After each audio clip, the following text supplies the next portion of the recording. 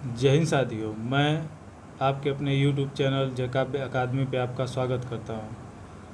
जैसा कि आप लोग डिमांड कर रहे थे बच्चा कि सर एक पेपर पूरा सॉल्व करा दीजिए जिसमें पीईटी का पूरा सिलेबस कंप्लीट हो जाए। थोड़ा सा देखना चाहते थे आप लोग कि किस तरह का पेपर आता है, इसीलिए मैं आपके सामने एक पेपर लेके आया हूँ। ठीक है मित्र, तो आइए देखते हैं बिना समय गंवाते हुए। आप एक बात ध्यान दीजिए कि जय काव्य इसमें बिना स्पेस का और एकेडमी, ये YouTube हमारा चैनल है जिस पे आप पढ़ते हैं। इसको ज़्यादा से ज़्यादा शेयर करिए, सब्सक्राइब करिए और लाइक भी करिए सेशन पसंद आता है तो आइए आप लोगों के सामने मैं यूपी ट्रिपल पेट के होल मतलब पेपर है, पूरा फुल सेट है यह। इसमें कोई ये नहीं है कि 2-4 टॉपिकों को मैंने इनको, पूरा इसमें मैथमेटिक्स सब कुछ है। मैं एक एक चीज़ को आपको ध्यान से समझाऊंगा, बताऊंगा। ठीक है, तो आप धैर्य बना के कृपया हमारी मेहनत को भी व्यर्थ मत जाने दीजिएगा, क्योंकि आपके लोगों के ही डिमांड पे मैंने ऐसा किया है। तो आप भी अपने हिसाब से, जब मैं सॉल्व करा लूँगा, आप भी अपने हिसाब से आंसर इसमें कमेंट बॉक्स में लिखते रहिएगा और देखते रहिएगा अपने कॉपी पे लेके कि आप कितना इसमें से सही कर पाते हैं। ये बहुत ही लेवल का क्वेश्चन है मित्र। अगर इसमें आप 60 भी कर पाते हैं तो मान के चलिए कि आपकी तैयारी ठीक है। ठीक, थोड़ा सा और पढ़ लीजिएगा। आते हैं, पहला क्वेश्चन देखते हैं क्या लिखा है इसमें। बौद्ध धर्म के 3 रत्नों में कौन शामिल नहीं था? तो आप लोग जानते हैं कि बौद्ध धर्म के 3 रत्न कौन कौन से थे, आप बताइए। बौद्ध धर्म के 3 रत्न कौन कौन से थे, आप लोग बताइए।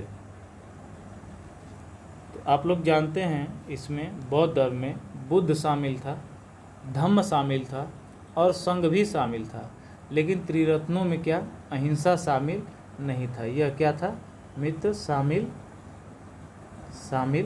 नहीं था। ठीक है, तो ऑप्शन नंबर बी हो जाएगा इसका आंसर पहले का। आगे चलते हैं क्वेश्चन नंबर 2। निम्नलिखित में से किस स्थान पर जैन तीर्थंकर महावीर की मृत्यु हुई थी? ध्यान दीजिए, बहुत कन्फ्यूजन वाला क्वेश्चन है यह, क्योंकि आप लोग महावीर और इनके जन्मस्थली में आप लोग बहुत कन्फ्यूजन करते हैं। किसकी? बुद्ध के। आइए देखते हैं, कुशीनगर, वैशाली, राजगीर या पावापुरी, बताइए आप।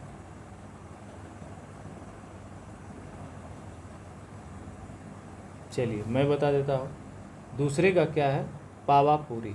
पावापुरी में इनकी मृत्यु हुई थी। इन्होंने जानते हैं कि 5 आर्यव्रत दिए थे, जिसमें क्या था, अहिंसा, महावीर स्वामी के अनुसार अहिंसा, सत्य, अस्तेय।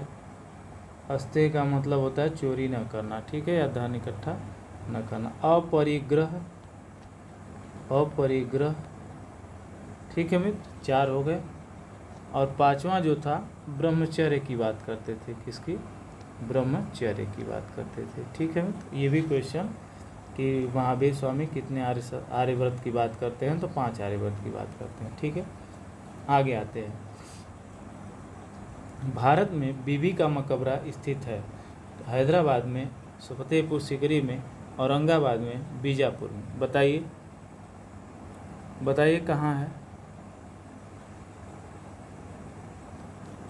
तो यह क्वेश्चन आप लोग जानते होंगे कि बीबी का मकबरा औरंगाबाद में है, जो कि किसके द्वारा, औरंगजेब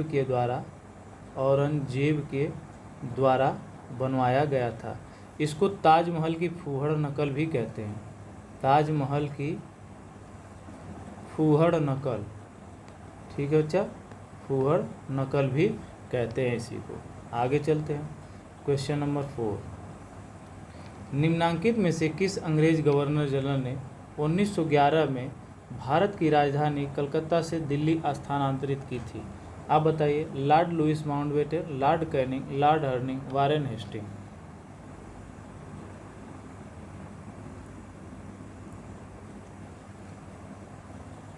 बताइए, मैं बताता हूँ।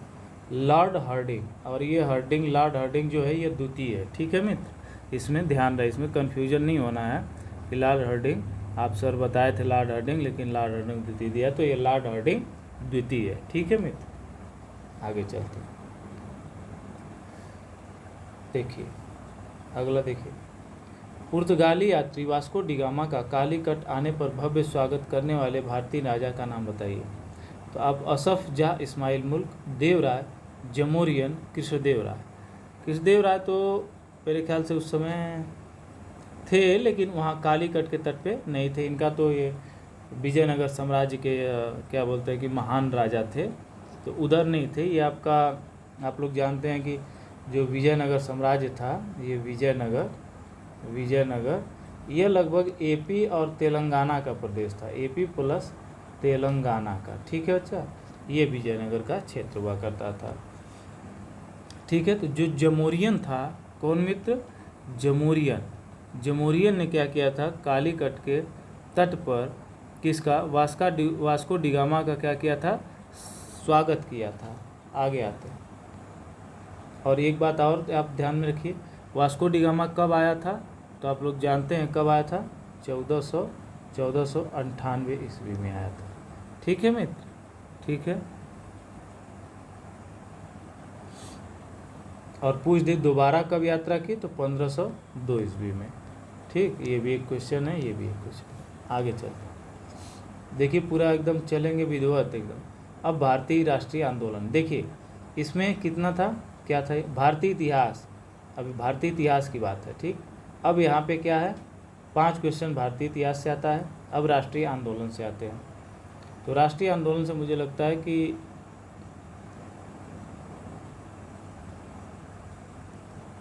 इससे भी 5 क्वेश्चन होगा। देखिए क्वेश्चन पढ़ लेते हैं, फिर ऊपर से। दादा भाई नौरोजी ने अपने धन का पलायन सिद्धांत को किस पुस्तक में वर्णन किया था। एक बात आपको बता दो कि सर्वप्रथम प्रति व्यक्ति आय का आकलन करने वाले कौन व्यक्ति थे, दादा भाई नौरोजी ही थे। तो अब किस पुस्तक में इसका वर्णन किया था, तो देखिए पहली, poverty and un British rule in India, British rule and it's consequences, exploitative nature of British rule in India, nature of British colonial rule. बताइए इसमें कौन सी थी। तो जो दादा भाई नौरोजी द्वारा पुस्तक लिखी गई थी वह poverty and un British rule in India में यह धन निकासी का सिद्धांत इन्होंने क्या किया था मित्र, दिया था। और देखिए आगे आए, औपनिवेशिक भारत में भारतीय विधवाओं के लिए शारदा सदन स्कूल की स्थापना किसने की। महादेव गोविंद रानाडे, सरोजनी नायडू, दयानंद सरस्वती, पंडिता रमाबाई। बताइए, देखिए बेहतरीन क्वेश्चंस हैं।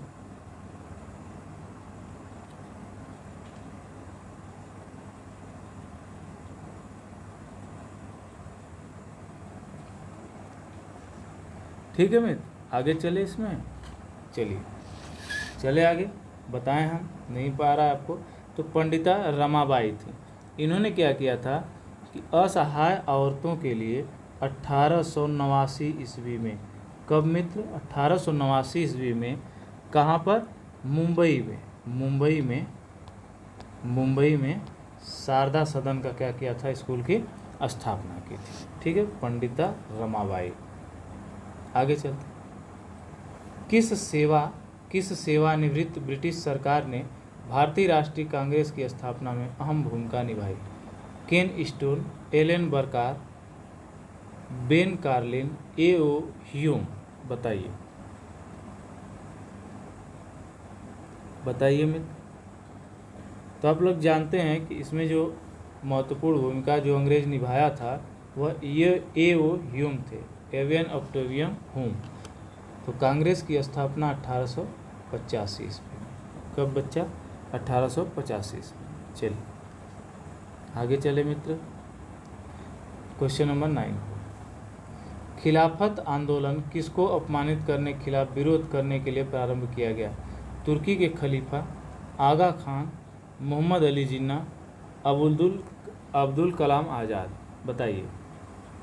तो आप लोग जानते हैं कि जब टर्की के खलीफा को अंग्रेज़ों ने क्या किया था, खलीफा पद को छोड़ने की बात कही थी, तो उसी समय इसको लेके जगह जगह के पूरे देश भर में विरोध शुरू हो गए थे और खिलाफत आंदोलन का प्रभाव यहाँ पे भारत में खिलाफत आंदोलन के नाम से यह आंदोलन चलने लगा।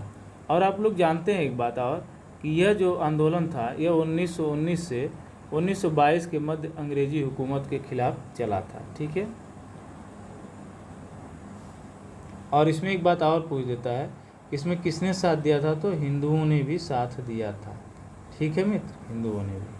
आगे चलो, क्वेश्चन नंबर 10 पे आते हैं। निम्नलिखित में से ऑल इंडिया मुस्लिम लीग की स्थापना किसने की? तो सैयद अहमद खां, मोहम्मद अली खां, आगा खां, हमीद अली खां।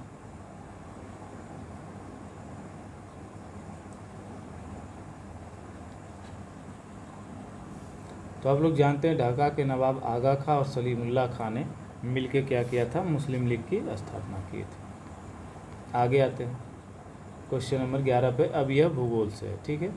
आगे, सौर मंडल का सबसे गर्म ग्रह कौन है? मंगल, शुक्र, शनि या पृथ्वी? बताइए मित्र,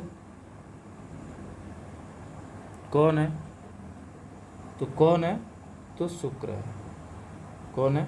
शुक्र ग्रह जो है सबसे गर्म। किसको 7 पर्वतों का नगर कहा जाता है? लंदन, रोम, वाशिंगटन या सैन फ्रांसिस्को? बताइए।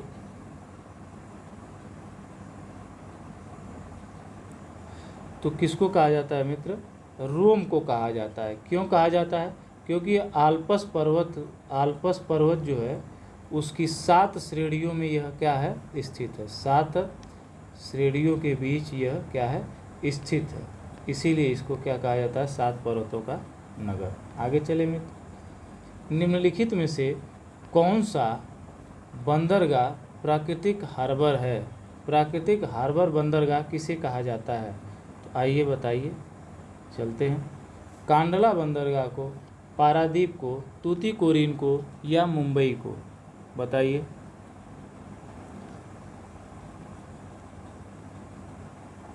तो आप लोग जानते हैं किसको कहा जाता है? कांडला बंदरगाह को कहा जाता है। नहीं बच्चा, कांडला नहीं होगा ना, कांडला कैसे? पारादीप, तूतीकोरिन, मुंबई। बताइए आप बताइए अपने हिसाब से। तो मुझे लगता है मुंबई बंदरगाह को कहा जाता है, क्योंकि यह भारत का सबसे बड़ा प्राकृतिक हार्बर बंदरगाह है। ठीक है। 200 वर्ग किलोमीटर के लगभग क्षेत्र में क्या हुआ है? 200 किलोमीटर वर्ग के क्षेत्र में फैला हुआ है। आगे चले, देखिए बेहतरीन एक्सप्लेनेशन के साथ मैं बता रहा हूँ आप। आर्किड भारत के कौन से भाग में उगाई जाती है? आर्किड भारत के कौन से भाग में उगाई जाती है? तो उत्तरी मैदान में, पश्चिमी क्षेत्र में, गीले क्षेत्र में, ठंडे और घाटी क्षेत्र में? बताइए मित्र।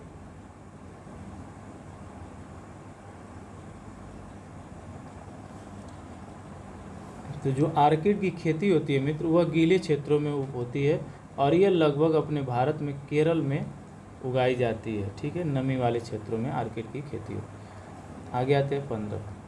निम्न में से कौन से देश की महत्वपूर्ण स्वर्ण खदान नहीं है? कौन सी भारत की ऐसी कौन सी खदान है जो सोना नहीं पैदा करती है? तो आप लोग कोलार को तो जानते हैं, इसी पे KGF बनी है। फिर ठीक है, कोलार गोल्ड माइंस, इसी को कहते हैं KGF, कोलार। होसपेट, रामगिरी, हट्टी? बताइए आप।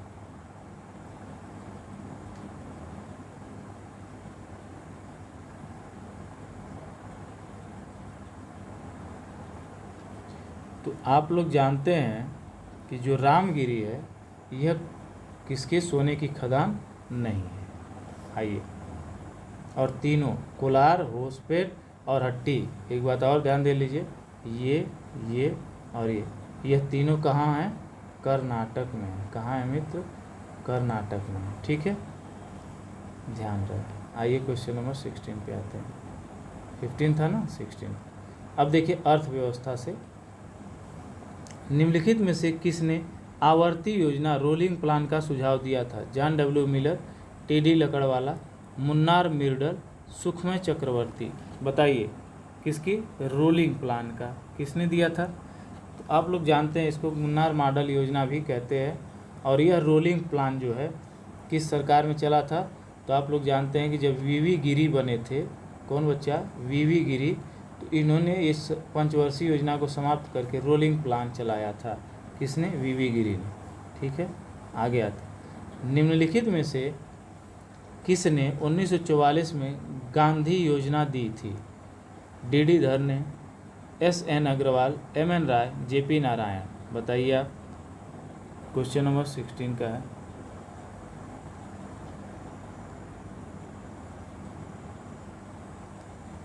तो आप लोग जानते हैं कि नारायण अग्रवाल ने क्या किया था? किसके? गांधी योजना का सुझाव दिया था। अगर आप जानना चाहते हैं तो बता देता हूँ। गांधी योजना में क्या था कि इस योजना के तहत लगभग 3500 करोड़ थी। ठीक है, इसका उद्देश्य आत्मनिर्भर जो गांव थे, गांव के क्षेत्र थे, उनको आत्मनिर्भर बनाने की बात कहे थे। ठीक है, लेकिन कहाँ मिलने वाला था? अंग्रेज़ों के गुलाम थे हम बुरी तरह से। अंग्रेज रोटी खाने देते थे, वही बड़ी बात है, तो कहाँ से उतना पैसा देंगे? आगे आते हैं। भारत ने ई शिक्षा को बढ़ावा देने के लिए 4 प्रमुख डिजिटल पहल की शुरुआत की। निम्नलिखित में से कौन सा इस पहल का हिस्सा है? बताइए। क्वेश्चन नंबर 18 का, कौन इस पहल का हिस्सा है? स्वयं प्रभा, राष्ट्रीय अकादमिक डिपॉजिटरी, या सभी विकल्प सही हैं? तो बिल्कुल यह सही है कि राज्य सरकार ने जो ई शिक्षा को बढ़ावा देने के लिए सभी विकल्प सही हो जाएंगे। ठीक है, आइए आते हैं 19। डेयरी किस आर्थिक गतिविधि के क्षेत्र के अंतर्गत आती है? तृतीयक, प्राथमिक, द्वितीयक, चतुर्मार्गात्मक क्षेत्र। तो आप बताइए। डेयरी मतलब जहाँ पे दूध क्या किया जाता है, इकट्ठा करके बेचा जाता है कहीं पे, वो डेयरी कही जाती है। ठीक है, तो आप बताइए किसका है यह? तो आप लोग जानते हैं कि जो पशुपालन, ठीक है, जो पशुपालन हो गया, मधुमक्खी पालन हो गया, ठीक है, ये सारे प्राथमिक क्षेत्र में ही आते हैं। मतलब जिसमें कृषि आती है उसी में आते हैं। तो ये क्या हो जाएगा? प्राथमिक क्षेत्र। ऑप्शन नंबर 2 हो जाएगा। ठीक है, आइए अब आते हैं 20 पे।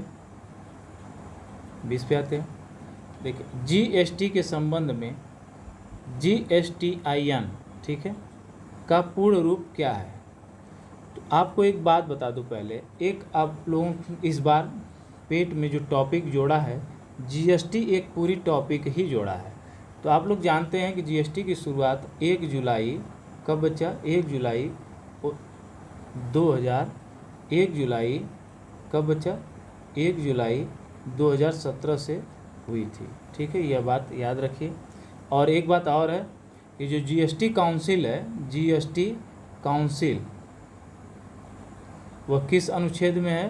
तो 279 के ए में है। ठीक है मित्र, 279 के ए में है। आगे चलते हैं। हाँ, देखिए ये क्या कह रहा है। जीएसटी के संबंध में GSTIN का पूर्ण रूप क्या है? Goods and service tax identification note.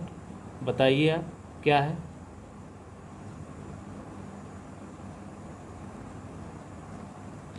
Goods and services tax identification number, goods and service tax information number, या goods and services taxon income number. तो आप लोग जानते हैं कि 15 डिजिट का एक कोड था, ठीक है, जो जीएसटी में दिया गया था। 15 अंक की कोड था। ठीक है, तो वह उसका क्या था GSTIN का कि goods and service tax identification number. यह बात याद रहे, यह नंबर से याद रखिएगा। और आइडेंटिफिकेशन और नंबर, जिसमें दोनों एक साथ होंगे।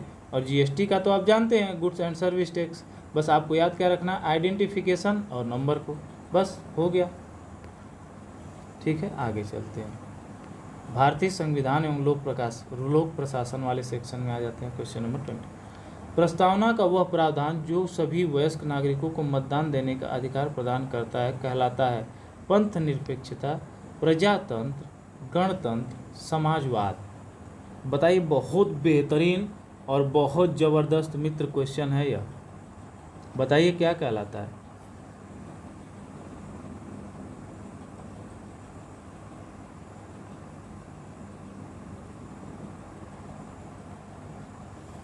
बताइए, तो यह क्या कहलाता है? सभी वयस्कों नागरिकों को मतदान देने का अधिकार जो कहलाता है, ये क्या कहलाता है? प्रजातंत्र कहलाता है। प्रजातंत्र कहलाता है। प्रजातंत्र की बात ही नहीं की गई है, यह जनतंत्र या गणतंत्र कहलाता है। ठीक है मित्र, क्या कहलाता है? गणतंत्र मतलब जनतंत्र, मतलब लोगों के द्वारा चुनी जाने वाली सरकार। निम्नलिखित में से कौन सा मूलभूत अधिकार नहीं है? समानता का अधिकार, संपत्ति का अधिकार, शोषण के विरुद्ध अधिकार, धार्मिक स्वतंत्रता का अधिकार। बताइए, मौलिक अधिकार नहीं है। तो आप लोग जानते हैं कि संपत्ति के अधिकार को निकाल के 44वें कॉन्स्टिट्यूशन अमेंडमेंट एक्ट, ठीक है, के तहत कब बच्चा, कब यह हुआ था? आप बताइए। 1976 में। कब? 1976 में। इसको कहाँ डाल दिया गया? तो 300 के ए में, कानूनी विधिक अधिकार में बना दिया गया है। आगे चलते, कोई व्यक्ति भारतीय नागरिक नहीं होगा यदि वह, देखिए यह आपकी नागरिकता से दिया हुआ है, जिसमें नागरिकता का भाग क्या है? भाग 2 में नागरिकता आती है। तो कोई व्यक्ति भारतीय नागरिक नहीं होगा यदि वह विदेश में 5 वर्ष से अधिक रहा हो, विदेशी न्यायालय द्वारा दंडित किया गया हो, स्वेच्छा से दूसरे देश की नागरिकता ग्रहण कर चुका हो, दूसरे देश में रोजगार स्वीकार कर लिया हो। तो बताइए, कोई व्यक्ति भारतीय नागरिक नहीं होगा यदि वह बच्चा दूसरे देश की नागरिकता स्वेच्छा से क्या कर लेता है? ग्रहण कर लेता है साथी, तो वह भारत का नागरिक नहीं रह जाता, क्योंकि हमारा जो नागरिकता एक्ट है, यह हमको दोहरी नागरिकता का प्रावधान नहीं देता। अब भारत में है तो भारत की नागरिकता रखेंगे। जिला कलेक्टर का पद कब बनाया गया था? ये भी क्वेश्चन बेहतरीन है, बताइए।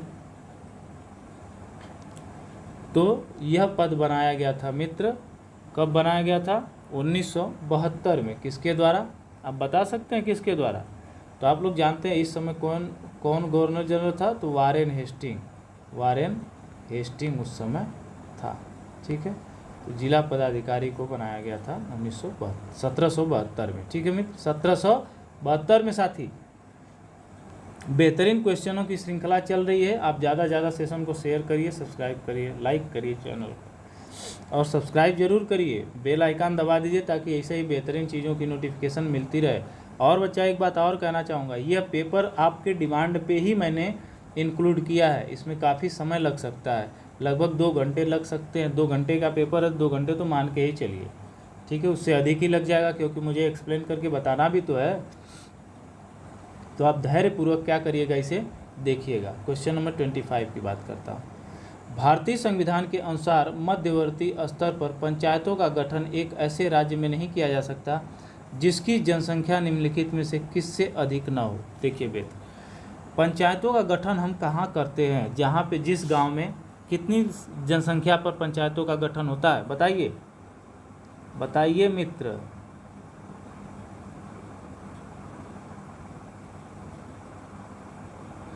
तो 20 लाख की जनसंख्या पर क्या होता है? पंचायतों का गठन होता है। और यह जानते हैं आप लोग कि यह जो है 243 बी में कहा गया है, 243 बी में कहा गया है। किसमें?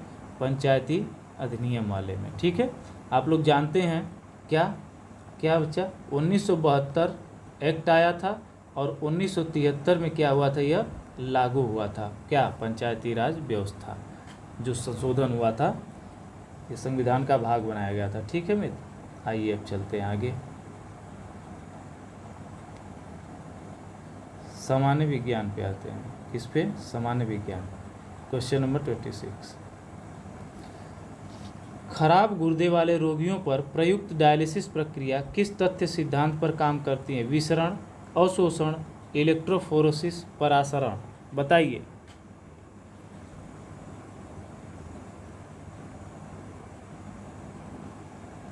तो यह परासरण पर काम करती है। किस पे? परासरण पर। परासरण क्या होता है?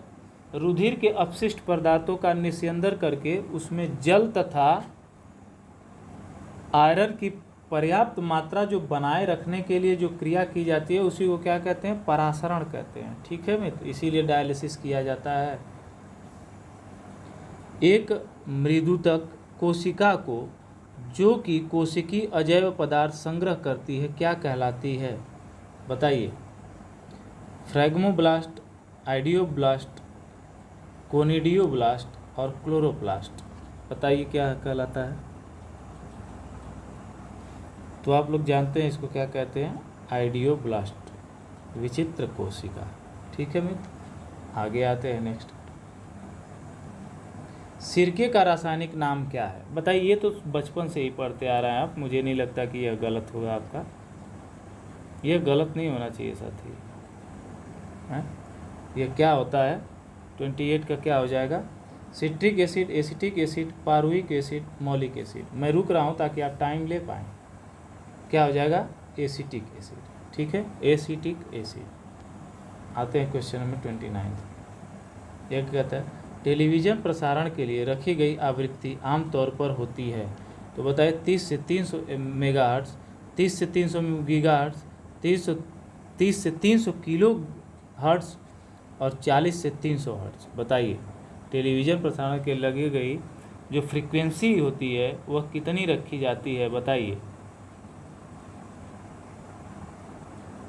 तो आप जानते हैं कि जो फ्रीक्वेंसी टेलीविज़न की रखी जाती है वो 30 से 300 किलो हर्ट्ज़ रखी जाती है। ठीक है मित्र, किलो हर्ट्ज़ है। ठीक है, ध्यान रखें। भारतीय वैज्ञानिक एवं भौतिक विज्ञान के प्रोफेसर डैश ने संगीत के प्रति अपने गहरे प्यार के कारण 1921 में लंदन की रॉयल सोसाइटी के समक्ष तार के संगीत उपकरणों के सिद्धांत पर शोध पत्र प्रस्तुत किया था। वह कौन व्यक्ति थे, आइए देखते हैं ऑप्शन में। जगदीश चंद्र बोस, होमी जहांगीर भाभा, सीवी रमन और विक्रम साराभाई। तो बताइए मित्र कौन थे वो, बताइए कौन थे। आप कौन थे ये बता सकते हैं, सीवी रमन जी थे। ठीक है, और इनको आप जानते हैं क्या कि सीवी रमन को नोबेल पुरस्कार भी मिल चुका है साथी। इन्होंने 1921 में क्या किया था, लंदन में गए थे तो वायलिन जो बज रही थी ना, जो उसकी तन्यता होती है उसी का सिद्धांत दिया था। तो 1921 में कहाँ गए थे, लंदन गए थे, लंदन। वहीं पे क्या हुआ था, असेंबली हॉल में जो बीड़ा बजाई जा रही थी उस पर देख के उसको सिद्धांत दिया। अब प्रारंभिक गणित पे आते हैं। ठीक है, ये तो बहुत इजी सवाल है, बताइएगा मेरे। यदि एक वस्तु का क्रय मूल्य 480 रुपये है तथा विक्रय मूल्य 500 रुपये है तो लाभ कितना प्रतिशत होगा। तो आप लोग जानते हैं कि जो सीपी होता है, हमेशा एक बात और ध्यान रखिए, जब भी लाभ प्रतिशत निकालना होता है या हानि प्रतिशत निकालना होता है, हमेशा सीपी क्या रहता है मित्र, नीचे रहता है, क्योंकि सीपी पे ही सारी गणनाएं होती हैं। किस पे, कास्ट प्राइस पे। तो देखिए इसमें सीपी कितना दे रखा है, 480 रुपये दिया है, और जो एसपी है सेलिंग प्राइस वह 500 रुपये दिया है। तो देखिए दोनों में अंतर कितना है, 20 का अंतर है। किस पे है, 480 से कितना ज़्यादा है, 20 ज़्यादा है, और किससे, 480 से। तो कट गया, गुणे 100, परसेंटेज निकालना है तो गुणे 100 चला गया क्या। चलिए यहाँ पे देखते हैं, सीपी जो है 480, एसपी जो है 500 रुपये है। तो देखिए सीपी से एसपी कितना ज़्यादा है, 20 ज़्यादा है। तो यह 20 किससे ज़्यादा है, 480 से। तो 20/480 गुणे 100। ठीक है, कट गया, 2 दूनी 4, 2 चौक को 8, 24 दूना 48 हो जाएगा। ठीक है, तो अब बचा कितना, 100, 100/24। एक बात और ध्यान देखिए, जैसे कि 25 चौक के अगर 25 में 4 का अगर 25 यहाँ रहता, क्या मित्र, 25 रहता तो 4 बार में पूरा कट जाता। इसका मतलब कि यह क्या होगा, मतलब 4 से थोड़ा सा ज़्यादा आएगा कि नहीं आएगा, बताइए आएगा ना। अरे बकलोलों, जैसे कि अगर मान लीजिए यही 24 है, अगर 100/25 रख देते तो 25 चौके 100, 4 से पूरी पूरी कट जाता। तो जाहिर सी बात है कि जब 24 से कटाएंगे तो एक कम ही तो है ना, तो हमेशा जो संख्या आएगी 4 से ज़्यादा ही तो आएगी। देखिए इसी को कहते हैं एलिमिनेशन प्रोसेस। तो 4 से ज़्यादा आएगी, अब थोड़ी ही ज़्यादा आएगी तो 5 भी कट जाएगा, 3 भी कट जाएगा, और 4 सीधे सीधे अगर 25 रहता तब तो आता, तो 4 भी कट जाएगा। तो बच कौन सा गया मेरे साथी?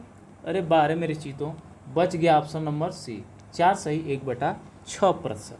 देखिए लगाने का क्वेश्चन तरीका होता है कि आप कितना जल्दी किसी चीज़ को समझ पाते हैं। आइए आइए आइए, वेरी गुड बच्चा, बहुत सही।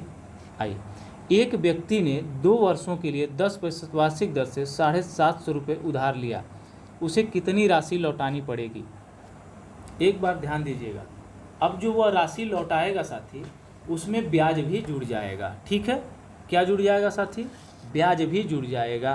तो 2 वर्षों के लिए, तो आप लोग जानते हैं कि जो SI होता है वह R/T होता है, मतलब समय गुणे टाइम होता है।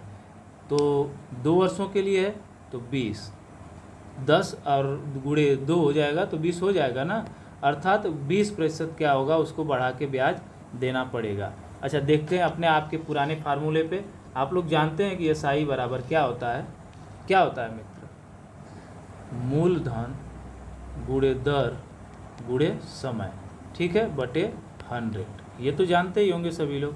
अब इसमें क्या होता है, रख दीजिए।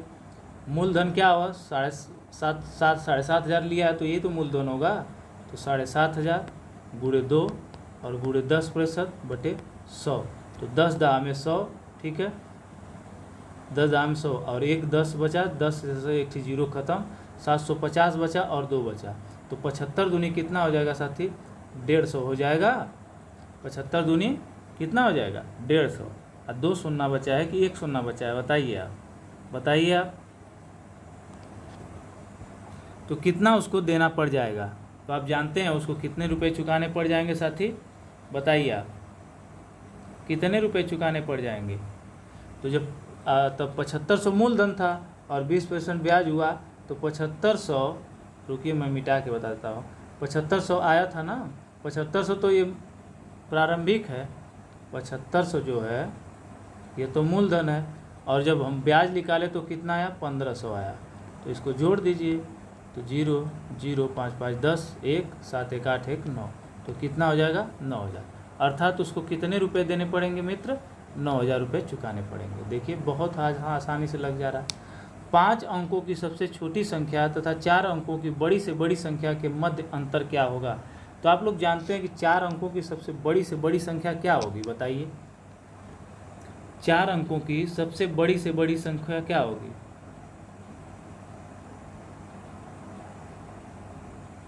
अच्छा, 5 अंकों की सबसे छोटी संख्या क्या होगी?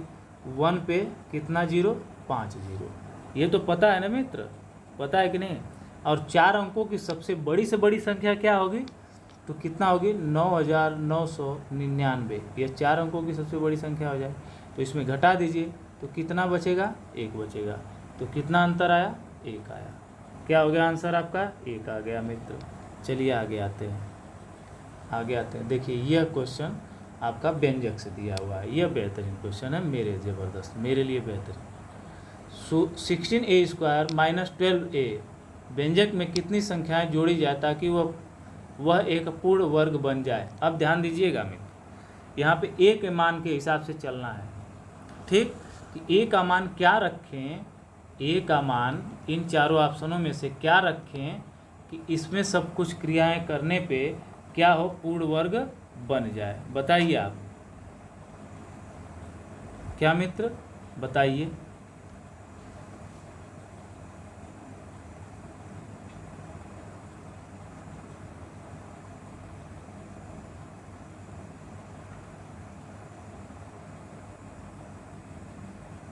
बताइए क्या होगा?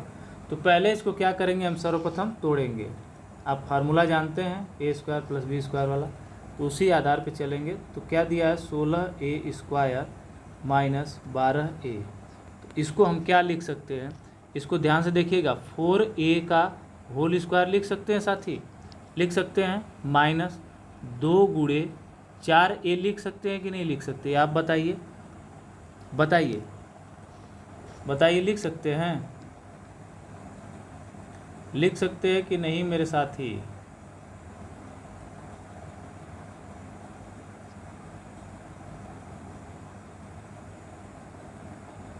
तो 4 दूनी के 8 हो जाएगा, तो अभी भी कुछ कम हो रहा है।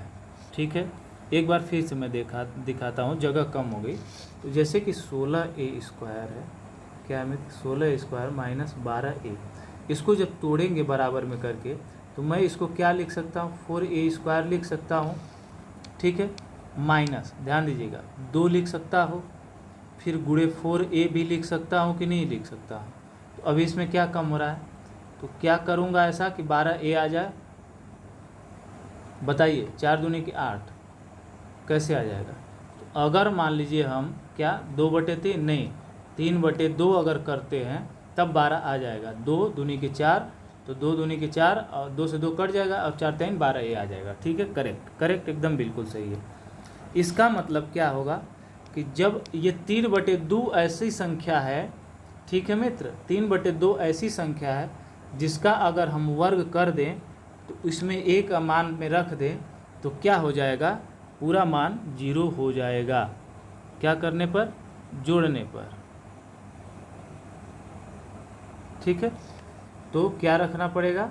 तो इसका मतलब 3/2 का जो एक्स्ट्रा बचा है, क्या बचा है? 3/2 ना, इसका होल स्क्वायर कर दीजिए तो कितना आ जाएगा? 9/4 आ जाएगा।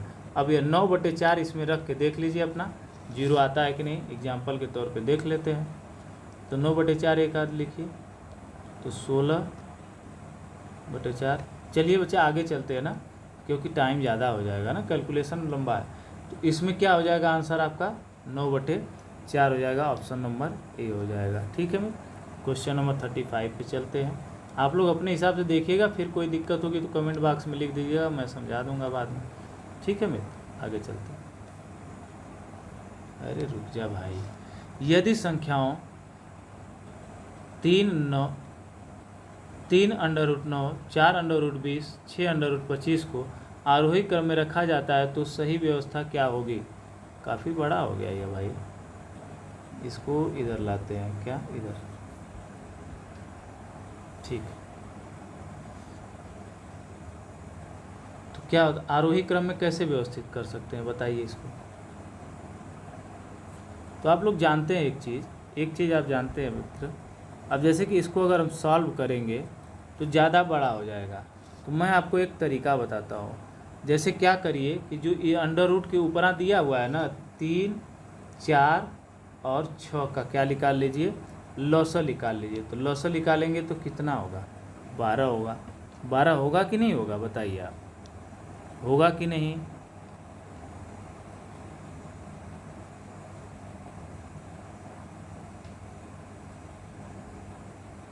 हो जाएगा ना।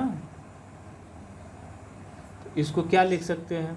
9 को 9 अंडर रूट, तो इसको 9 को हम लिख सकते हैं 1/3। लिख सकते हैं कि नहीं, बताइए बताइए, आप बताइए।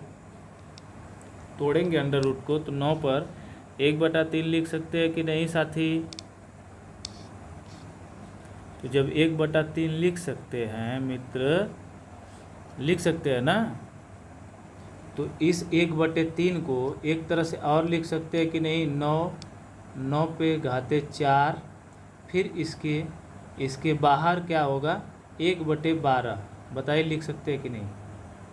क्योंकि जब ऊपर घात जाती है तो आप लोग जानते हैं कि इनमें गुणा होता है, तो 4 3 12 कट जाएगा तो कितना बचेगा? 1/3। आएगा कि नहीं आएगा, ये बताइए पहले। आएगा ना, बताइए।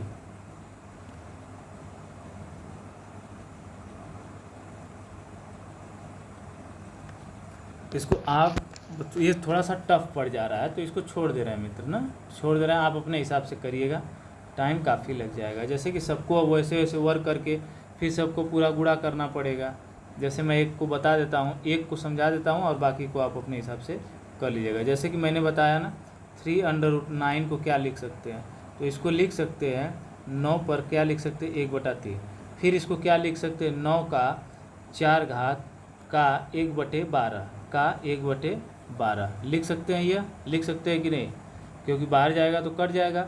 अब एक बात बताइए, तो इसको मैं क्या लिख सकता हूँ, अब 1/12 को मैं ऐसे लिख सकता हूँ 12√9 के पावर 4। तो अब 9 का क्या करिए, 4 बार गुणा कर लीजिए, तो 12√9×9 = 81, और 81 कितना होता है, 81 आप बताइए कितना होता है। तो 81 हमको लगता है कि 64, और एक इधर जोड़ देंगे 65, और 60, और एक 61, हमको लगता है 65-61 होगा। अब आप देख लीजिएगा, ठीक है, जैसे कि जोड़ लीजिए 9 × 9 × 9 × 9, तो 9×9 = 81, 81×9 729 हो जाता है ना। तो 729, 729 में 9 का गुणा करिए, तो 9×9 = 81, 9 दूनी 18, 18, 81 ना, 9 81 को एक हासिल 8 लगेगा, तो 9 दूनी 18, 18 8 कितना हो जाएगा, 18 8 26 हो जाएगा, 26 को 6 हासिल लगा 2 लगेगा, तो 9 7 63, और 63 और 2 65। देखिए तो 65-61 आ गया, हम कह रहे थे ना आएगा। ठीक है मित्र, तो ये सब आपको याद करना पड़ेंगे पहाड़े। तो वैसे ही करके सबका, जैसे कि जब ऐसे निकालेंगे ना, तो 12 जो है अंडर रूट में यह सब में कॉमन आएगा। जैसे कि मान लीजिए इसका भी आ जाएगा, 12√9 का भी आ गया, तो ऐसे ही क्या होगा, 12 सब में आ जाएगा अंडर रूट में। ठीक है, 6 में भी आ जाएगा, अरे कितना दिया है, 25 में भी आ जाएगा। इसी तरह 12 क्या करेगा, 20 में भी आ जाएगा। तो अब जो संख्या सबसे बड़ी होगी वह क्या करेगी, वह आपकी सबसे पहले आएगी। तो एक चीज़ और देख सकते हैं आप, तो उस हिसाब से अपना देख लीजिएगा। ठीक है मित्र, हम आगे चलते हैं, सामान्य हिंदी पे आते हैं। ये 5 क्वेश्चन मैथमेटिक्स के हो गए, अभी DI बाकी है। आइए, लोग आजीवन टट्टू की तरह जुटे रहते हैं, और टट्टू शब्द का बहुवचन क्या होता है। टट्टू, टट्टुएं, टट्टुओं, टट्टुइयों, बताइए टट्टुइयों, इसमें क्या होता है। आप लोग जानते हैं कि जो सटीक बैठ रहा है वह क्या है, टट्टुओं। जैसे कहते हैं ना कि टट्टुओं की तरह भय हुए हैं उनके साथ, इसी तरह। घर का उजाला मुहावरे का अर्थ है धोखा देना, हार कर भागना, बहुत प्यारा होना, इज्जत बढ़ाने वाला। बताइए,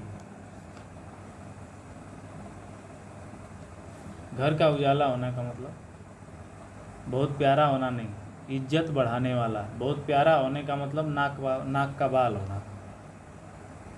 ठीक है, हार कर भागना का मतलब पीठ दिखाना होता है ना। आगे आइए, अंबर शब्द का पर्यायवाची शब्द है अनल, हवा, भूमि, गगन। बताइए आप, एकदम बहुत इजी है, तो आप बता सकते हैं। अंबर गगन नभ, अंबर गगन नभ व्योम, शून्य आसमान आकाश, सब किसकी पर्यायवाची है, आसमान की पर्यायवाची है, तो गगन हो जाएगा अंबर का। ये देखिए, ये बहुत ही इम्पोर्टेंट केस है, स्टार लगा लीजिए गुरुदेव इस पे। ठीक है, जरूर पेपर में छप सकता है। दिए गए में रिजु का विरुद्धार्थी शब्द कौन सा है, तो सरस होगा, वक्र होगा, मिथ्या होगा, या सुर होगा। रिजु का विलोम क्या है, विरुद्धार्थक का मतलब विलोम ही होता है, कंफ्यूज आप नहीं होंगे साथी, तो वक्र होगा। ठीक, और सरस का आप लोग जानते हैं, सरस का नीरस हो जाएगा, नीरस। मिथ्या का क्या हो जाएगा, मिथ्या का सत्य हो जाएगा, आप लोग जानते हैं, सत्य। असुर का क्या हो जाएगा, सुर का मित्र, बहुत ही आसान है, असुर हो जाएगा। ठीक है, लीजिए चारों विकल्पों का मैंने बता दिया, और जो आप क्वेश्चन दिया, क्वेश्चन का आंसर क्या होगा, बी। आगे चलते हैं क्या मित्र, आगे चलते हैं इसी क्रम में। तो ये हो गया साथी, तो इसमें अब देखिए आगे वाले में, एक मिनट, ये हो गया, तो इसका क्या था, बी था, क्या था, बी था। क्वेश्चन नंबर 39 हो गया। अब आते हैं 40 पे, किस पे, 40 पे। आप लोग जानते हैं इसमें 2 पैराग्राफ मिलेंगे आपको, ठीक है। तैयारी पैराग्राफ वाली होनी चाहिए ढंग से। आ गया, दिए गए विकल्पों में सही वाक्य चुनिए। देखिए वाक्य शुद्धि वाला दिया है। स्वभाव के प्रतिकूल तुम्हें यह कार्य करना चाहिए, स्वभाव के अनुकूल तुम्हें यह कार्य करना चाहिए, स्वभाव के अनुरूप तुम्हें यह कार्य करना चाहिए, या स्वभाव रूप तुम्हें यह कार्य करना चाहिए। बताइए इसमें कौन सा सही होगा। तो आपको कौन सा सही लग रहा है बताइए। मुझे तो लग रहा है जो प्रतिकूल क्या होता है, स्वभाव के प्रतिकूल मतलब स्वभाव के विपरीत कैसे कोई काम करने के लिए कहेगा अगर आ जाता है। स्वभाव के अनुकूल यह संभावना बन सकती है, स्वभाव के अनुरूप यह कार्य करना चाहिए, ये भी हो सकता है। स्वभाव रूप तुम्हें यह कार्य करना चाहिए, ये नहीं होगा, ठीक है। इनमें वर्तनीय अशुद्धियाँ हैं, इसमें वर्तनीय अशुद्धि नहीं, इसमें वाक्य का सही से प्रयोग नहीं हुआ है, मतलब जिस शब्द का होना चाहिए उसमें नहीं हुआ। तो इसमें ऑप्शन नंबर ज़्यादा क्या सही लग रहा है, स्वभाव के अनुकूल तुम्हें यह कार्य करना चाहिए, ठीक है। आगे आते हैं, सामान्य अंग्रेजी पे 41 पे आ जाते हैं।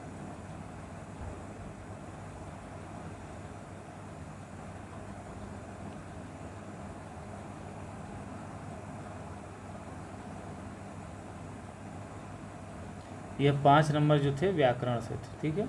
अब अंग्रेजी पे आ जाते हैं।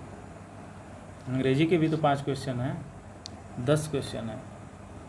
हाँ क्यों रे जमुरू, बोलो कितने क्वेश्चन अंग्रेजी से।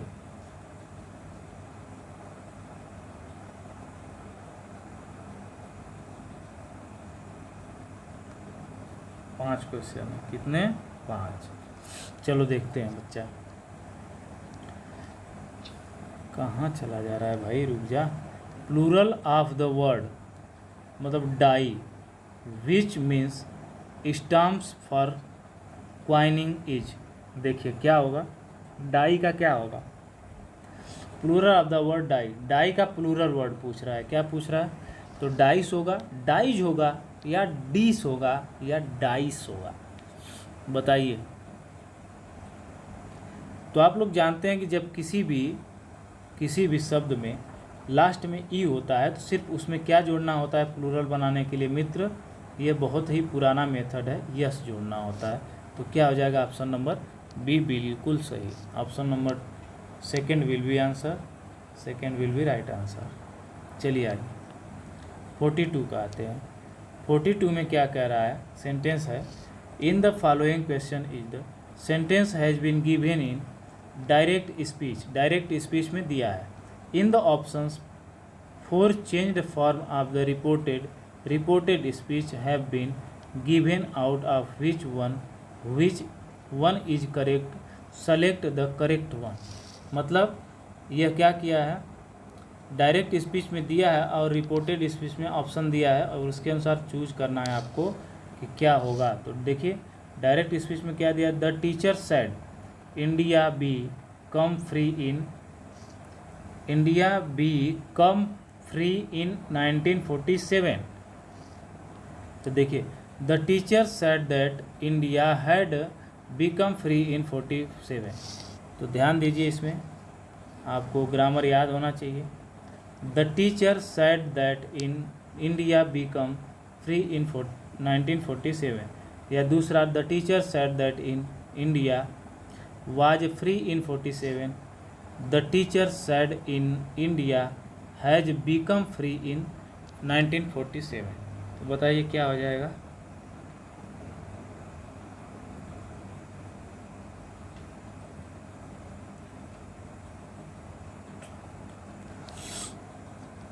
तो आप देख रहे हैं जो क्वेश्चन क्या है सैड। तो सैड में क्या लगा देंगे, तो सैड को जब तोड़ते हैं, जब इसको रिपोर्टेड स्पीच बनाने के लिए, तो एक शब्द जुड़ जाता है कंजक्शन के रूप में दैट, ठीक है। तो देखिए किसमें दैट है और क्या है बी है, बीकेम। अच्छा बीकेम पूरा दिया ही है, बीकेम फ्री इन 1947, बिल्कुल सही है, यह तो बिल्कुल ही सही है। बस इसमें बदलना ही क्या है, बस बदलना है कि इसमें कंजक्शन का प्रयोग करना है। तो इसलिए ऑप्शन नंबर 2 सही हो जाएगा। The teacher said that India become free in 1947। आइए आते हैं पैसेज पे। पैसेज क्या? इन the following question you have a brief passage with 3 question following the passage. Read the passage carefully and choose the best answer each question out of the 4 alternative. चलिए आ गया। अब देखिए यह क्या है। पहले इसका मैं आपको पैसेज सॉल्व करने का एक बेस्ट तरीका बताता हूँ। पैसेज सॉल्व करने का पहले क्या करिएगा साथी, पहले सारे क्वेश्चन जो पैसेज पे दिए गए हैं, पहले क्वेश्चंस को क्या करिएगा, रीड कर लीजिएगा। क्या कर लीजिएगा? रीड कर लीजिएगा। तत्पश्चात क्या करिएगा, पैसेज को या इसी को कहते हैं क्या, पैसेज को पढ़िएगा। ठीक है, तो आइए देखते हैं पहले क्वेश्चन क्या है भाई। क्या पैसेज बड़ा दिया है? चलिए इसके लिए आपको तैयार रहना पड़ेगा। देखिए पहला क्वेश्चन क्या दिया है, the narrator of the passage is a patient of. ठीक है, narrator of the passage is मतलब पैसेज का जो मुख्य उद्देश्य है वह क्या है। ठीक है, दूसरा to say something about the future is to मतलब कुछ फ्यूचर के बारे में, मतलब इसमें कोई ऐसी बात कही गई है जो फ्यूचर के बारे में बताई गई है। Addict, verdict, predict, protect. ठीक है, जो भी हो। अब वो तो अब आगे आते हैं। द नरेटर, नरेटर एक व्यक्ति है। Was the 7th child in a family that had, बताइए, that had 9 children, 1 score children, 8 children, 23 children. आइए अब आते हैं पैसेज पे मित्र। अब आते हैं साथी पैसेज पे, और जूम कर दें, क्या दिख रहा है ना? दिख रहा होगा। आइए देखते हैं।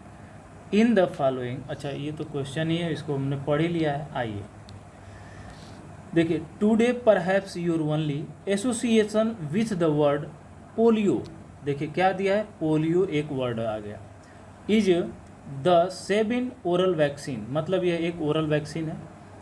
That protect children from the disease 55 year ago this was not so मतलब यह नहीं थी 50 साल पहले। द ड्रेडेड डिसीज यह एक खतरनाक बीमारी थी। Which mainly affected the brain and the spinal cords मतलब जो स्पाइनल हड्डियां होती हैं उनको और ब्रेन को क्या करती थी, अफेक्ट करती थी। Causes stiffening and weakening of the muscles.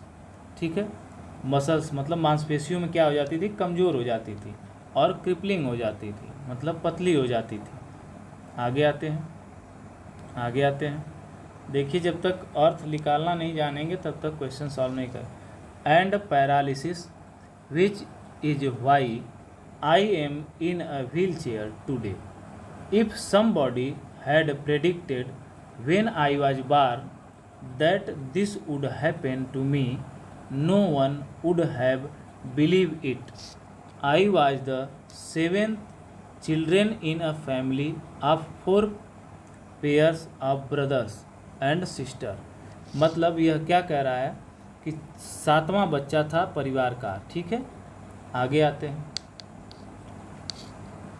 With a hug 23 year gap मतलब बड़ा गैप, ह्यूज गैप है, इसको ह्यूज कहते हैं, हग नहीं ह्यूज कहेंगे। क्या? ह्यूज गैप मतलब बड़ा गैप। ठीक है मित्र, huge 23 year gap between the first and the last मतलब पहले बच्चे में और दूसरे बच्चे में जो गैप था वह कितना का था, 23 साल का था। आगे आते हैं। It was told that unlike the others I was so fair and brown haired that I looked more like a foreigner मतलब विदेशी देखता है। देन अ दाऊद बोहरी का Dawood Bohri I was also considered to the healthiest of the brood. ठीक है मित्र, मतलब उसको क्या करता था, एक ही व्यक्ति पसंद करता था जिसका नाम क्या था, दाऊद बोहरी, और वह उससे बात करके जब किसी चीज़ों का कंसीडर करता था, समझता था, तो उसको अंदर से हील आता था मतलब शांति मिलती थी या सुकून मिलता था। आगे आता, the narrator of the passage is a patient of. बताइए मतलब जो इसका नरेटर का मतलब क्या होता है, शीर्षक, शीर्षक इस पैसेज का क्या है? तो diabetes, cerebral attack, polio, heart disease. तो आप लोग जानते हैं क्या होगा, इसका नाम से ही क्लियर है। क्या होगा मित्र, बताइए आप। तो मैंने पहले ही घेरा मार दिया था, इसीलिए मैं कहता हूँ कि पहले क्या करिए, क्वेश्चन पढ़िए। तो इसका क्या हो जाएगा, हम सीधा आंसर क्या हो जाएगा मित्र, पोलियो हो जाएगा। आगे आते हैं। To say something about the future is to. तो जब अगर कोई उसके भविष्य के बारे में अगर बताता तो वो एडिक्ट मतलब क्या होता है, नशेड़ी। वर्डिक्ट का मतलब एक क्षेत्र होता है जिसके अंदर केंद्र होता है, ठीक है। वर्डिक्ट का मतलब जैसे कि ऐसे समझिए कि वर्डिक्ट वह क्षेत्र होता है जिसके अंतर्गत किसी चीज़ को आक्रमण किया जाता है, हमला किया जाता है। यह कह सकते हैं कि गन शूट में प्रयोग किया जाने वाला शब्द है। प्रोटेक्ट मतलब रक्षा करना, प्रेडिक्ट मतलब अनुमान लगाना। तो ये सही कह रहा है, यह कह रहा है to say something about the future is. अगर कुछ भी किसी ने फ्यूचर के बारे में कहा होता तो मैंने क्या प्रिडिक्ट लगा लेता, मतलब अनुमान लगा लिया होता। तो ऑप्शन नंबर 3 हो जाएगा 44। इसीलिए मैं कहता हूँ कि पहले क्या पढ़िए, क्वेश्चन पढ़िए, आसानी से इजीली पैसेज को टैकल कर लेंगे। आप कभी नहीं पढ़े हैं तो भी ध्यान दीजिए। The narrator was the 7th child in a family that had 9 children, 1 score children, 8 children या 23 चिल्ड्रेन। ध्यान दीजिएगा, इसी पैसेज में बात हुई थी 4 ब्रदर एंड 4 सिस्टर। इसका मतलब इसके परिवार में कितने बच्चे हैं, तो इसको लेके कितने हैं, 8 बच्चे हैं। और ये 8वें में 7वें नंबर का था, ठीक है। देखिए दिमाग पैसेज ऐसे ही होता है। आगे आइए बच्चा। सही विकल्प का चयन करें जो दी गई श्रृंखला के क्रम पैटर्न को जारी रखेगा और श्रृंखला में प्रश्न चिन्ह की जगह आएगा। तो आप बताइए मित्र क्या होगा, चलिए बताइए साथी।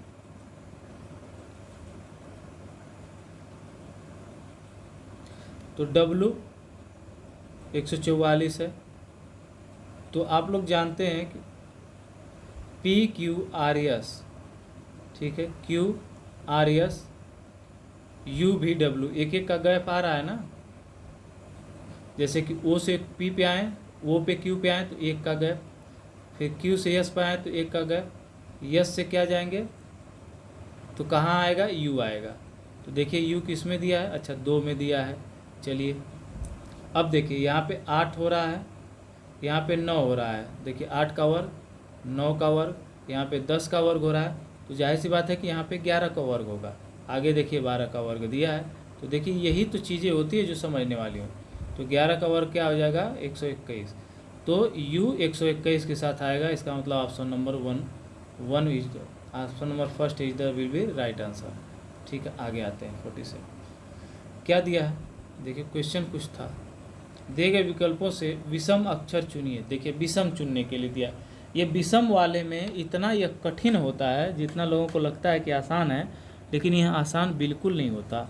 क्यों नहीं होता मित्र, जैसे कि देखिए NMOL, ठीक है, ध्यान दीजिएगा क्या दिया है, NMOL, ठीक है।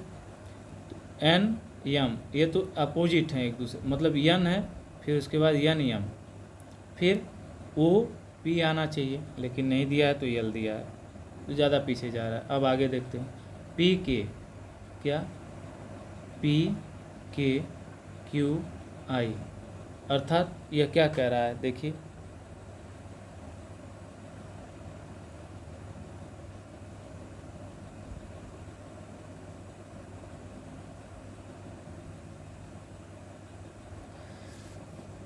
अब बताइए PKUI। जैसे कि आप अगर ABCD Z तक लिखते हैं, A से लेके Z तक, अगर इसी को उल्टा कर दें Z से लेके A तक, तो Z के सामने वाली संख्या क्या आएगी, A आएगी। इसी तरह क्या आएगी, Y के सामने वाली B आएगी, फिर इसी के साथ X के सामने वाली C आएगी, फिर उसके बाद W के सामने वाली D आएगी, ऐसे ही। तो देखिए इसमें ऐसे दोनों तरह से देखना। यन क्या है, यम के विपरीत है, बिल्कुल सही है। ओ यल के विपरीत है, ये भी सही है, ये बिल्कुल सही है। ओ क्या है? यल के विपरीत। आर आई के विपरीत है, यस एच के विपरीत है। अब ये देखिए, मुझे याद है इसलिए मैं बता पा रहा हूँ, आप भी याद करिए तो आपको भी पता चल जाएगा तुरंत। टी जी के विपरीत है, यू एफ के विपरीत है। लेकिन इसमें से क्या है, पी के क्यू आई जो है एक दूसरे से मेल नहीं खा रहे हैं।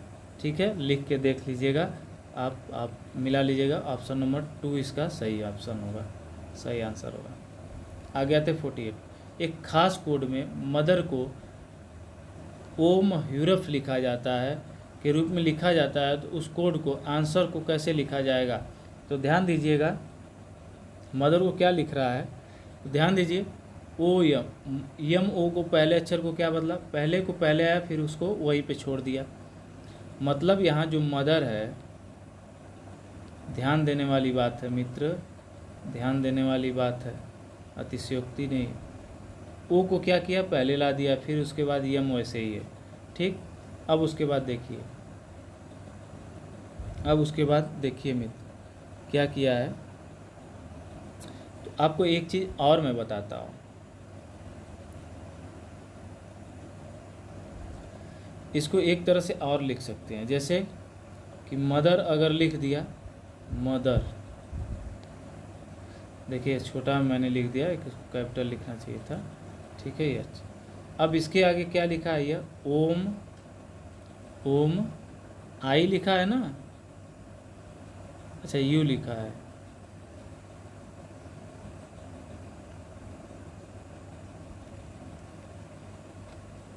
नहीं भाई, ओम ओ के बाद यच लिखा है, क्या लिखा है, यच लिखा है। अब इसमें जगह कम पड़ जाती है, समझाने में बड़ी दिक्कत होती है। यू लिखा है, फिर उसके बाद आर लिखा है, फिर उसके बाद एफ लिखा है। ध्यान दीजिए, इसमें एक श्रृंखला बन रही है, यम यम ओ, टी यू एच एच, बन रही है कि नहीं बताइए, बताइए साथी, बन रही है।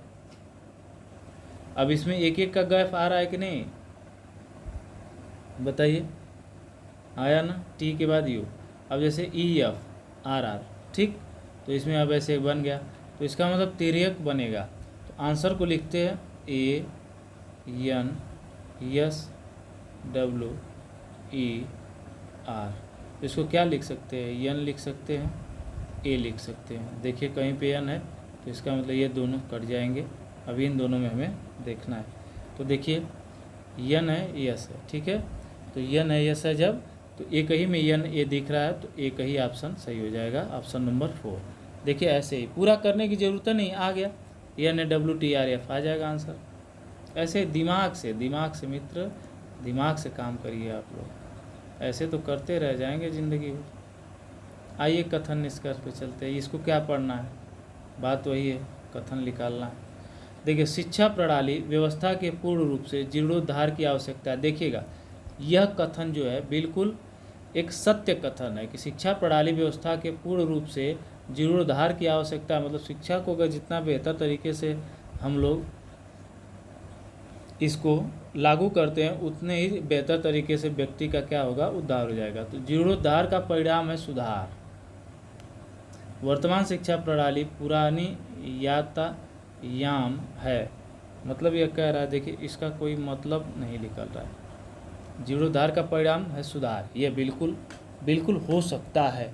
देखिए यह संदेहास्पद है, क्या है मित्र, संदेहास्पद है।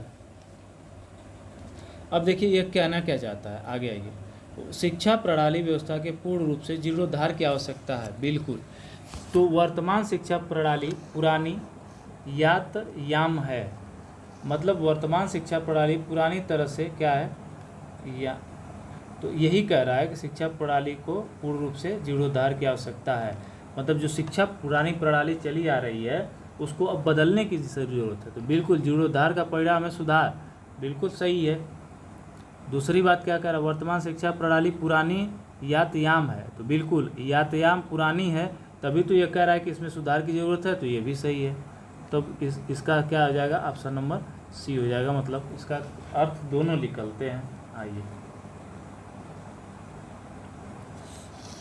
अभी 50 पे पहुँचे साथी, मैं डीआई को आपके लिए छोड़ दूंगा, डीआई को मैं सॉल्व नहीं करवाऊंगा, ठीक है, क्योंकि काफ़ी समय लग जाएगा और सेशन इतना लंबा हो जाएगा कि आप शायद देख भी ना पाएँ, मैं चिल्लाता रह जाऊँगा।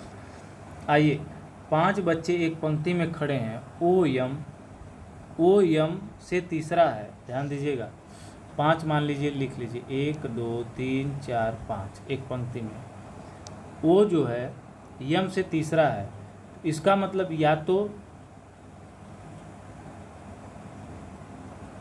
यम से तीसरा है, ठीक है। तो या तो यम से तीसरा तभी हो सकता है ना, या तो एक बात और है कि यम क्या हो, यहाँ हो तो भी 1 2 3 हो जाएगा, और या तो यम क्या हो, यहाँ हो तो भी इधर भी 1 2 3 हो जाएगा। अब ध्यान देने वाली बात है, आगे देखते हैं। वो दोनों जगह आएगा, यहाँ भी आएगा और यहाँ भी आएगा, ठीक है मित्र, ध्यान दीजिएगा इस बात को। गजब हाल है, 5 लोगों को कर दिया मैंने। यम यहाँ आ गया और यम एक यहाँ भी आ सकता है, यहाँ भी वो आ सकता है, यहाँ भी वो आ सकता है, अभी तय नहीं हुआ है। जो यन के बाईं ओर खड़ा है तथा पी क्यू के बाईं ओर है। अब पी क्यू के बाईं ओर है, तो पी क्यू के बाईं ओर है का मतलब कि पी यहाँ होगा तो क्यू इधर होगा कहीं, यही ना हो सकता है, तभी पी क्यू के बाईं ओर होगा। जो यन से चौथा है, यन से क्या है, क्यू चौथा है, अर्थात मित्र अब क्या हो जाएगा, देखिए निष्कर्ष अब निकलने लगा।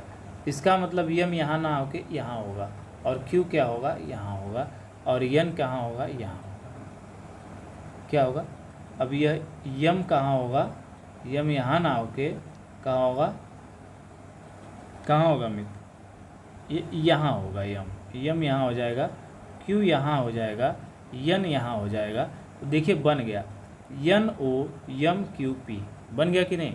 तो दाईं ओर से पी का स्थान कौन सा है, तो बताइए, तीसरा है, पहला है, चौथा है, दूसरा है, बताइए आप।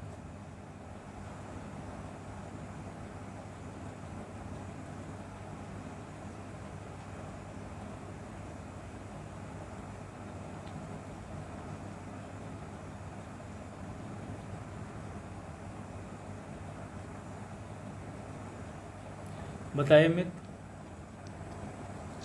तो ये इसका क्या स्थान है, यम का दूसरा स्थान है। क्या मित्र, दूसरा स्थान, अरे चौथा स्थान है, सॉरी, दाएं से चौथा स्थान होगा पी का। कैसे, अभी आपको लग रहा है कि यहाँ नहीं, यहाँ कैसे होगा, जैसे कि देखिए 1 2 3 4, ठीक है, हमने खींच लिया। अब ध्यान से पढ़िए, ओ यम से तीसरा है, छोड़ दीजिए। जो यन से बाईं ओर खड़ा है, ठीक है, वो जो है यन से हमेशा बाईं होगा, ध्यान दीजिएगा, तथा पी क्यू के बाईं ओर है। पी जो है क्यू के बाईं ओर है, जबकि हमने पी क्यू को पी के बाईं ओर लिख दिया था, ठीक है। तो पी जो है, मान लीजिए, मान लेते हैं कहाँ, 5 लोग हैं ना, तो मान लीजिए, मान लेते हैं क्यू यहाँ है और पी यहाँ है, ठीक है। और देखिए क्या है, यम से तीसरा है कौन, ओ, तो मान लेते हैं कि यम से तीसरा है कौन, ओ है ना। अब आगे आइए, क्यू के बाईं ओर है, और जो यन से चौथा है, तो पी यन से चौथा तभी होगा जब यन यहाँ होगा। देखिए 1 2 3 4, चौथा नंबर पर हो गया ना। तो अब पूछ रहा है कि दाईं ओर से पी का स्थान कौन है, तो दाईं ओर से कौथा है, चौथे नंबर पे है। पहले पे यन हो गया, ये दूसरा, ये तीसरा और ये चौथा, तो पी का कौन सा स्थान हो जाएगा मित्र, चौथा हो जाएगा। देखिए बेहतरीन क्वेश्चन दे रखा है, ये सर मॉडरेट पेपर है, ऐसा नहीं है कि इजी आप लगा सकते हैं। आइए, एशिया प्रशांत व्यक्तिगत स्वास्थ्य सूचकांक में भारत की रैंक क्या है मित्र। देखिए आप लोगों के पढ़ाने के चक्कर में लग रहा है कि सर्दी हो गई, बताइए भारत की रैंक क्या है।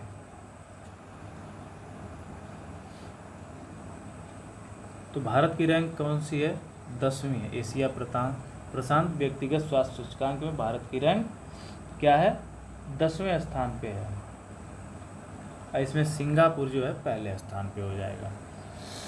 ये सब तो याद कर लेना चाहिए, आपको याद है हमको, तो आपको भी याद होना चाहिए। भारत का पहला वेटलैंड संरक्षण केंद्र centre for wetland conservation and management CWCM Bharat के किस शहर में स्थापित किया गया, कोलकाता में, चेन्नई में, कोची में, मुंबई में। बहुत पुराना, बताइए आप।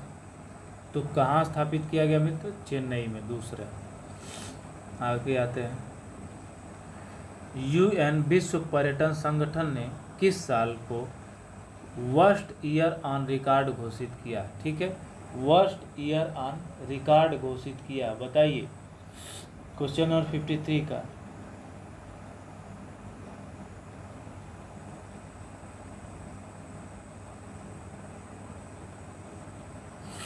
तो वर्स्ट ईयर ऑन रिकॉर्ड का मतलब ऐसा ईयर जो एकदम व्यर्थ चला गया। तो आप लोग जानते हैं कि जिसमें पैंडेमिक थी वही तो व्यर्थ जाएगा। तो 53 का क्या हो जाएगा मित्र? 2020 हो जाएगा, तीसरा हो जाएगा। आइए 54 पे चलते हैं। थोड़ा तेज चलता हूँ बच्चा खींच के, क्योंकि टाइम लगेगा। किस देश की संसद ने कट्टरपंथी विरोधी विधेयक पारित किया? United Kingdom, France, Germany, USA. कट्टरपंथियों को रोक लगाने के लिए किस विधेयक ने क्या किया है या पास किया है?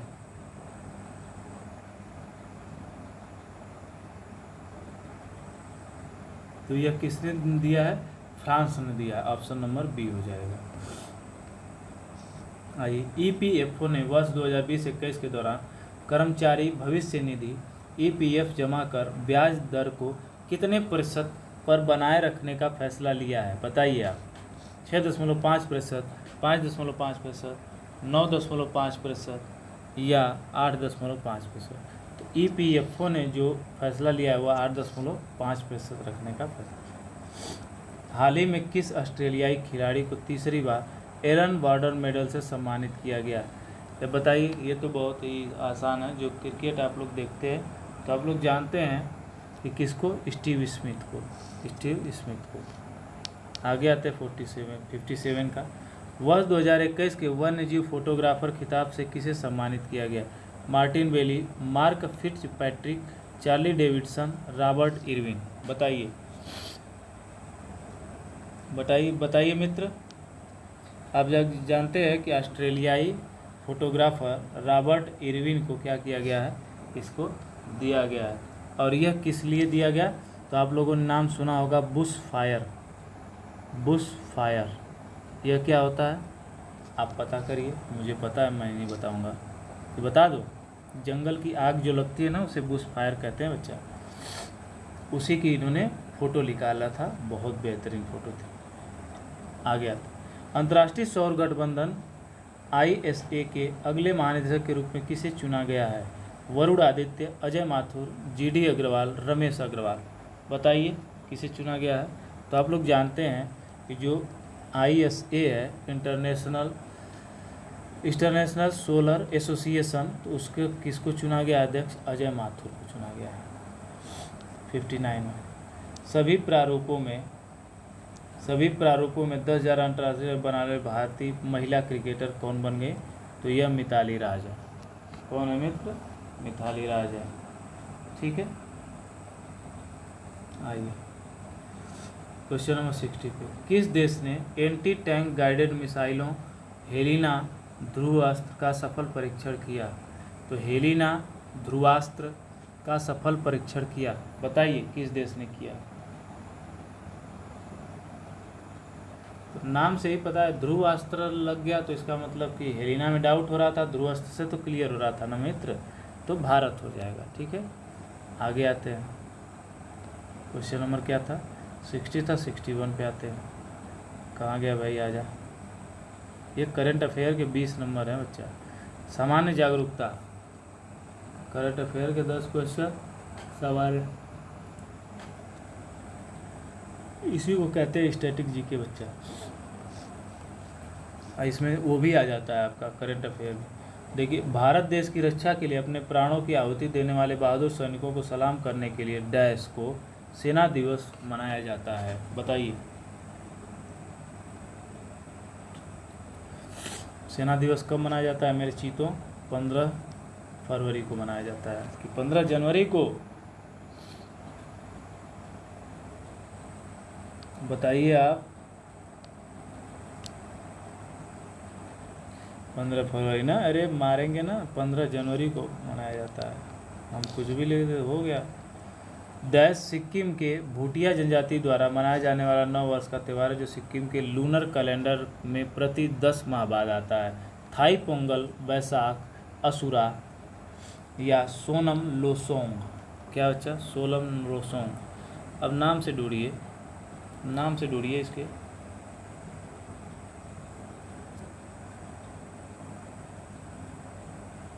थाई पोंगल नागालैंड का है शायद थाई पोंगल नागालैंड का है, या इसको छोड़ दीजिए। बैसाख आप लोग जानते हैं, बैसाख पूर्णिमा को मनाया जाता है वहाँ पे आपके पंजाब में। असुरा ये भी नहीं है। और कौन है? सोनम लोसोंग। देखिए नाम से ही पता चल गया, लोसोंग। ऐसे जो नाम होते हैं वो सिक्किम में। निम्नलिखित में से कौन सी अरुणाचल प्रदेश राज्य की नृत्य शैली है? भवाई, सत्तरिया, पेपीर, पूर्वी। बताइए। पेपीर जो है क्या है? अरुणाचल प्रदेश की नृत्य शैली है।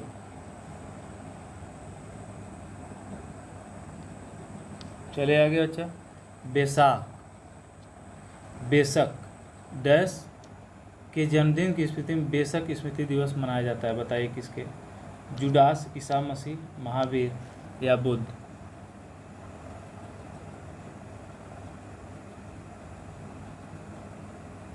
बताइए मित्र। तो आप लोग जानते हैं बुद्ध पूर्णिमा को बेशक के रूप में मनाया जाता है। आगे आते हैं 65 का। पंथी निम्नलिखित में से किस राज्य की नृत्य शैली है? बिहार, उड़ीसा, राजस्थान, छत्तीसगढ़। बताइए साथी। आप लोग जानते हैं कि यह किस देश की है? छत्तीसगढ़ की। नहीं जानते हैं तो जान जाइएगा। डंकन दर्रा कहाँ स्थित है? Question number 66। तो डंकन दर्रा कहाँ है? वो A&N में है, मतलब अंडमान निकोबार। आगे आते हैं। पर्सिया अमेरिकाना सामान्य तौर पर कहा जाता है किसको? अंगूर, नारंगी, तरबूजा, एवोकाडो किसको कहा जाता है? बताइए। क्वेश्चन नंबर 67 का। तो एवोकाडो को कहा जाता है क्या? Persia Americana. अब निम्नलिखित में से कौन सा एक वायु प्रदूषक है? क्वेश्चन नंबर 66 है। इधर आते हैं।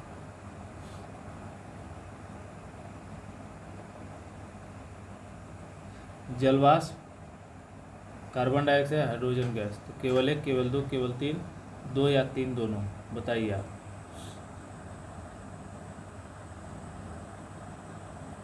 तो केवल 2 कार्बन डाइऑक्साइड पर्यावरण प्रदूषक के रूप में गिना जाता है।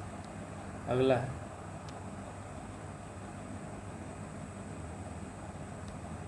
निम्नलिखित में से किस पारिस्थितिक तंत्र में बायोमास का पिरामिड सीधा रहता है? बताइए।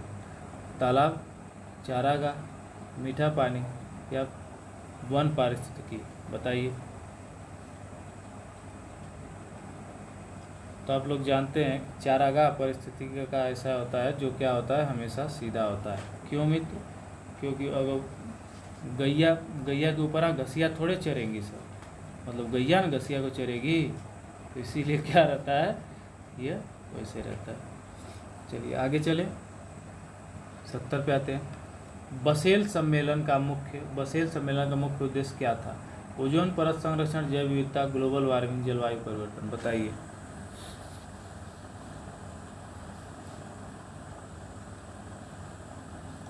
तो इसका अर्थ था जैव विविधता का संरक्षण। अब 71 से 75 तक गद्यांश है। भारत का गौरव बढ़ाने वाले अनुभवों में रविन्द्रनाथ टैगोर का स्थान अग्रणी है। उनका जीवन सदैव प्रेरणादायी। उनका जन्म 7 मई 1861 को कोलकाता के एक बंगाली परिवार में हुआ था। उनके पिता का नाम देवेंद्र नाथ और माता का नाम शारदा देवी था। उनके पिता ब्रह्म समाज के नेता थे। वे महान कवि, कहानीकार, गीतकार, चित्रकार, संगीतकार, नाटककार एवं सच्चे देशभक्त थे। उन्होंने 8 वर्ष की छोटी उम्र में कविता लिखी थी। काबुली वाला, मास्टर साहब, पोस्टमास्टर जैसी अर्थस्पर्शी कहानियां हमें दी। वर्ष 1878 में कानून की पढ़ाई के लिए लंदन गए, लेकिन साहित्य प्रेमी रविंद्रनाथ जी 1880 में बिना उपाधि लिए वापस आ गए। प्रकृति प्रेमी रविंद्रनाथ जी ने शांति निकेतन की स्थापना की। 16 अक्टूबर 1905 को उसके नेतृत्व में कोलकाता में रक्षाबंधन के उत्सव से बंग आंदोलन का आरंभ हुआ। इसी आंदोलन से भारत में स्वदेशी आंदोलन का सूत्रपात हुआ। उनकी सबसे लोकप्रिय रचना गीतांजलि रही, जिसके लिए 1913 में उन्हें नोबेल पुरस्कार क्या हुआ, दिया गया। ठीक है, आगे आते हैं, प्रदान किया गया। वर्ष 1919 में हुए जलियांवाला बाग हत्याकांड की उन्होंने भरपूर निंदा की। उनका विरोध इतना तीव्र था कि उन्होंने नाइटहुड उपाधि लौटा दी। भारत का राष्ट्रगान जन मन गण एवं बांग्लादेश का राष्ट्रीय गीत अमार सोनार बांग्ला उनकी ही रचना है। सर्वतोमुखी प्रतिभा रखने वाले रविंद्र जी का निधन 7 अगस्त 1941 को कलकत्ता में हुआ। उनका जीवन सदैव पथ प्रदर्शक था। उनके पिता कौन से समाज के नेता थे, तो अभी बात हुई है ब्रह्म समाज के। देखिए धड़ाधड़ मारते जाइए। जनगण मन के रचनाकार कौन है, रविन्द्रनाथ टैगोर है। नाइटहुड की उपाधि रविन्द्रनाथ टैगोर ने क्यों लौटाई, जलियांवाला बाग हत्याकांड के विरोध में बंग आंदोलन के विरोध में ब्रिटिश शासन ने उनसे ले ली। तो आप जानते हैं किसके विरोध में लौटाए थे, तो जलियांवाला बाग हत्याकांड के विरोध में इन्होंने क्या किया था, अपनी नाइटहुड की उपाधि को लौटा दिया था। चलिए, रविन्द्रनाथ टैगोर को कौन सी रचना के लिए नोबेल पुरस्कार मिला, तो गीतांजलि के लिए मिला 1913 में। रविन्द्रनाथ टैगोर का जन्म कब और कहाँ हुआ था, तो रविन्द्रनाथ टैगोर का जन्म कोलकाता में हुआ था। और ये हुआ कब था, तो 7 मई 1861 में। कब हुआ था मैं, 7 मई 1861 में। ठीक है, आगे आते हैं 76 पे क्वेश्चन पे, देखते हैं।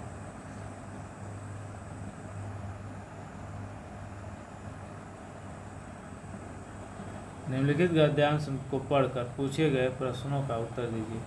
मीरा को साधु और असाधु समाज का ज्ञान था। वे सामंतवादी मनोवृत्ति से ग्रस्त वैरागी आगे आते हैं धीरे धीरे।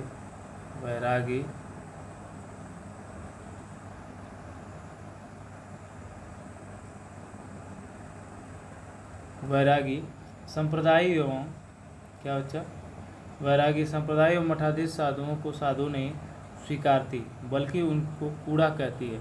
साधु उनके लिए दया, करुणा, प्रेम से भरा हुआ मनुष्य हो सकता है।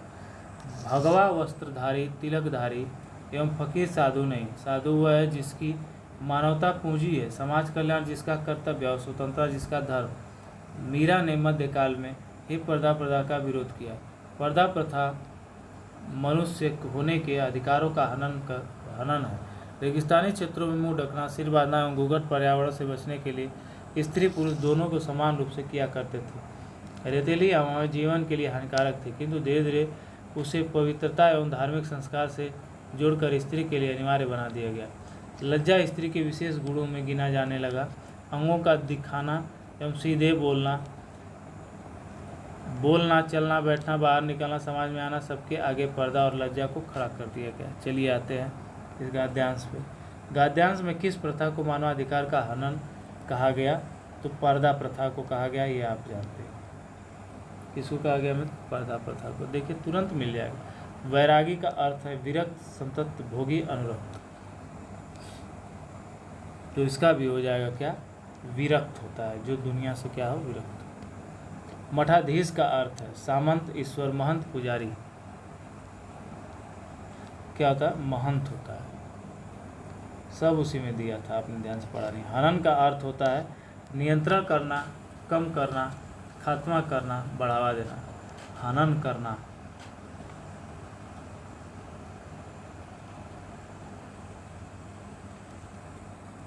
खात्मा करना। 15 क्वेश्चन है तो गद्यांश से बच्चा। अच्छा 15 क्वेश्चन होते हैं गद्यांश से, ध्यान रहे। गद्यांश में किसका उल्लेख है, महादेवी का, मीरा का, लक्ष्मीबाई का, सुभद्रा का, चौहान का, तो मीरा का। 80 तो 81 इधर होगा। ये लो DI आ गया मेरे मित्रों, 81 आ गया DI। क्या आ गया, DI आएगा। चलिए ग्राफ का विश्लेषण करिए मेरे साथियों। 81 निम्नलिखित हिस्टोग्राम का अध्ययन करें और निम्नलिखित प्रश्नों का उत्तर दीजिए। अब इसमें DI देख लीजिए, आप क्या करिए, DI देख लीजिए। यह DI है, ठीक है, यह DI है। आगे चलते। डेटा में शामिल कुल विद्यार्थियों की कुल संख्या कितनी है, तो यह है क्या है, अंक, और यह विद्यार्थियों की संख्या। तो जोड़ लीजिए कितनी है बताइए। तो जोड़िए, 10 9 19, 19 8 27, 27 7 34, 34 6 40, 40 5 45, 45 4 45 4 49, 49 3 52, 52 2 54, 54 1 55 है। क्या डेटा में शामिल विद्यार्थियों की कुल संख्या कितनी है?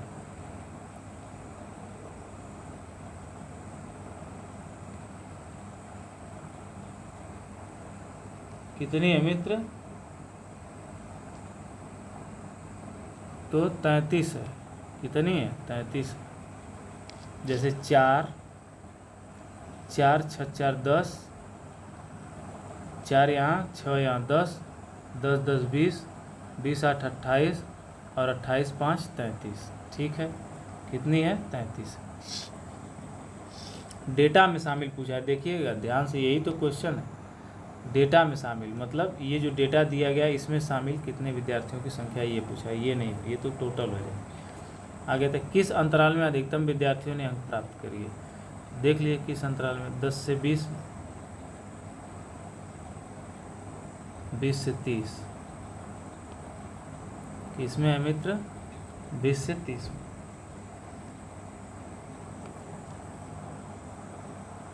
आगे आते हैं, किस अंतराल में अंक प्राप्त करने वाले विद्यार्थियों की न्यूनतम संख्या थी? तो ये तो पहले में ही था, मुझे लग रहा है 0 से 10 वाले में। हाँ 0 से 10 वाले में, ठीक है। आप अपना देख के करते रहिएगा। प्रथम और अंतिम अंतराल में अंक प्राप्त करने वाले विद्यार्थियों की संख्या का अनुपात बताइए। तो यह क्या है, 5 संबंधित 4 दिया है, यहाँ 4 संबंधित 5 दिया है, ठीक है, ध्यान रहे। तो बताइए, अब फिर ग्राफ पे चलना पड़ेगा ना। देख लीजिए, न्यूनतम और अधिकतम। न्यूनतम क्या है? 4 और अधिकतम 10। 2 संबंधित 5 हो जाएगा, दिया है कहीं? 4 संबंधित 5 दिया तो ये हो जाएगा, क्या हो जाएगा? 4 संबंधित 5 हो जाएगा। आंतरिक लज्जा और वास्तुशिल्प की फीस पर परिवार द्वारा अनुमानित राशि में अंतर कितना है? अब देखिए, ये साथी क्वेश्चन है, क्या आंतरिक सज्जा और वास्तुशिल्प की फीस पर परिवार में, ये मित्र 85 वाला क्वेश्चन कुछ अलग ही बतिया रहा है ना। ठीक है, ये दूसरा क्वेश्चन है क्या?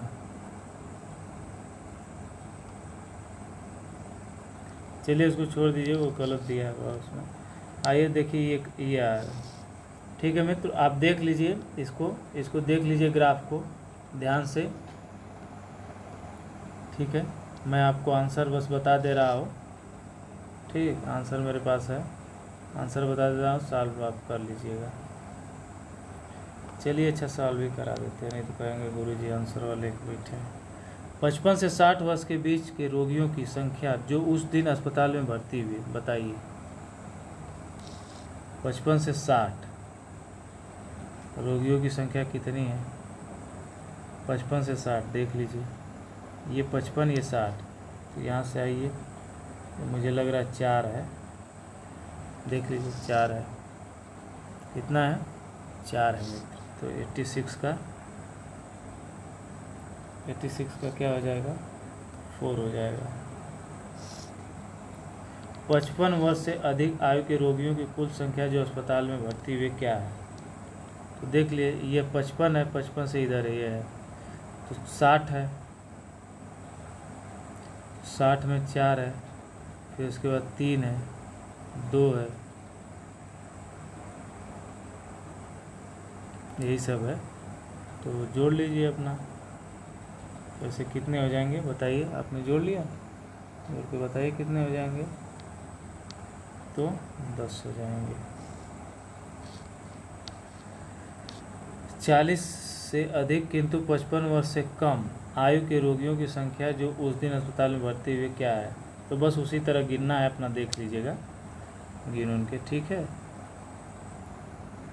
देख लीजिए, 40 से अधिक और 55 से कम, मतलब 40 से अधिक 55 से 45 50, देख लीजिए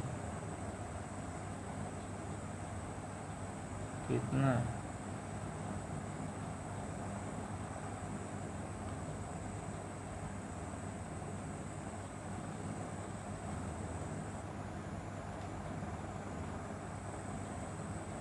बीस है। आगे तो 89। 45 वर्ष से कम आयु के वे रोगी जो उस दिन अस्पताल में भर्ती किए गए का प्रतिशत लगभग किसके बराबर होगा? तो बताइए किसके बराबर होगा? क्या दे रहा है? 40 वर्ष से अधिक किंतु 50 वर्ष से कम। अच्छा, ये 45 वर्ष से कम आयु के वे रोगी जो उस दिन अस्पताल में भर्ती किए गए का प्रतिशत लगभग कितने बराबर? 40 वर्ष से कम आयु, देख लीजिए कितना है। 40 वर्ष से कम आयु में 35 है, 1 और 4 5, ठीक है 5 है। टोटल कितने हैं हमारे रोगियों की संख्या? 10 गुणे 100 जोड़ लीजिए कितना हो गया। तो कितना आ जाएगा साथी? कितना आ जाएगा? 37% आ जाएगा। 45 वर्ष से कम आयु के जोड़ा है तो जोड़ लीजिए। 4 1 5 और 5 1 45 पे 8 दिया था, कितना हो जाएगा? मेरे ख्याल से 13/35। क्या है, किस वाले वाले की बात कर रहा है?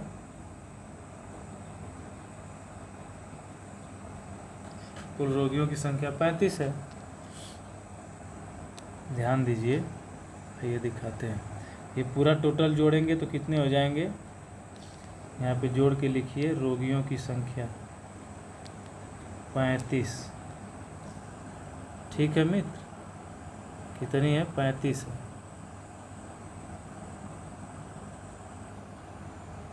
कितनी है? 35 है। कुल रोगियों की संख्या कितनी है? 35 है। रोगी 35 है, ठीक है। और देख लीजिए 45 में कितना है? 8 है, 4 12, 1 13। तो 13/35 में 13 और गुणे 100 कटा लीजिए। 5 7 35, 5 दूनी के 10 20, 13 दूनी की 26, 260 में 7 का भाग।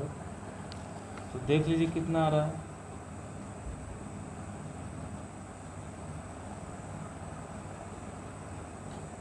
तो लगभग 37% आएगा। 7 तिली की 21 हो जाएगा, कटाएंगे तो 7 तिली की 21 बच गया 5, 7 7 49, 1 बच गया तो छोड़ दीजिए, तो 37% हो जाएगा। तो 37% आपका क्या हो जाएगा? आंसर हो जाएगा। कहाँ गया? 37%। उस दिन अस्पताल में भर्ती किए गए रोगियों में लगभग 11% किस आयु वर्ग के थे? अब देखिए बात वही है, पूरे का डिवाइड कर करके करना है आपको। जैसे 11% किस आयु वर्ग के, ठीक। तो जितने आयु वर्ग के जितने हैं, ठीक है, जैसे कि 30 के हैं कितना है? 35 का कितना है? 1 है।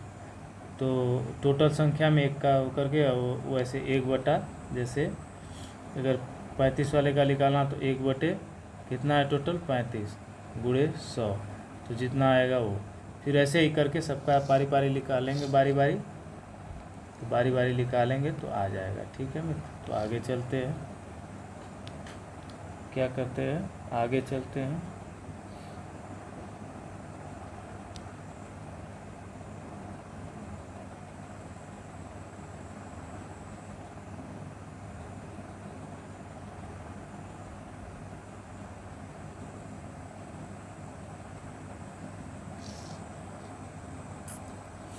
ठीक है।